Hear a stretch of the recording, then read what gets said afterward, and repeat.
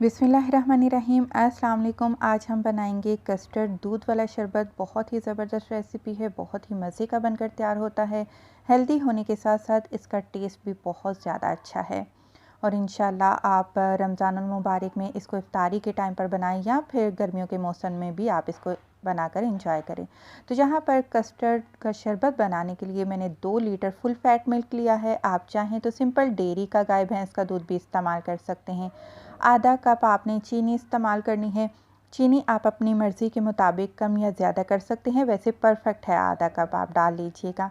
यहाँ पर आधा कप अलग से मैंने पानी लिया है और 2 खाने के चम्मच मैंने यहाँ पर वनीला कस्टर्ड पाउडर का इस्तेमाल किया है। आप चाहें अपनी मर्ज़ी का कोई भी फ्लेवर का आप कस्टर्ड पाउडर ले सकते हैं या फिर आप सिंपल इसको कॉर्नफ्लावर के साथ भी बना सकते हैं अगर आप कस्टर्ड पाउडर नहीं डालना चाहते हैं तो अच्छे से पानी में मैंने इसको मिक्स कर लिया है और इसमें कोई भी लम्स नहीं रहने चाहिए।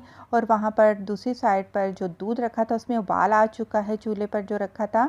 और इसमें मैंने तकरीबन 1/4 कप 2 टेबल स्पून के करीब बादाम लिए, उनका छिलका उतारा और बारीक बारीक मैंने लंबा उसको काट लिया।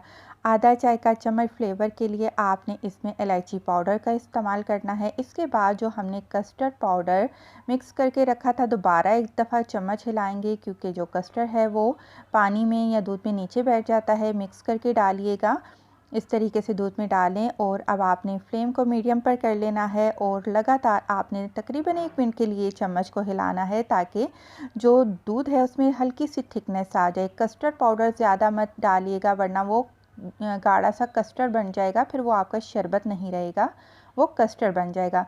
तो 2 लीटर दूध में आपने 2 खाने के चम्मच आपने कस्टर्ड पाउडर का इस्तेमाल करना है। जेली बना लेंगे तो जेली बनाने के लिए 300 ml तकरीबन नॉर्मल वाला जो 1 कप है उसमें आपने पानी लेना है और बॉयल करके 1 पैकेट अच्छी क्वालिटी का आपने जेली का साशा डाल देना है।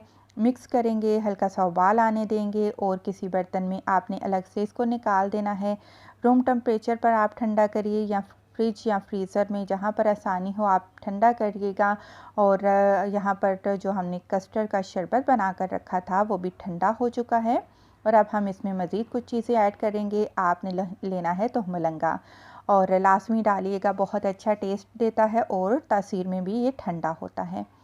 3 खाने के चम्मच मैंने इसमें ये डाल दिए हैं। दूसरी तरफ जेली सेट हो चुकी है और इसके भी मैंने छुरी से क्यूब्स काट लिए हैं और वो भी मैंने कस्टर्ड के शरबत में ही ऐड कर लिए हैं। अच्छे से इन तमाम चीज़ों को मिक्स करेंगे। ज़बरदस्त हमारा कस्टर्ड वाला शरबत बनकर तैयार हो चुका है।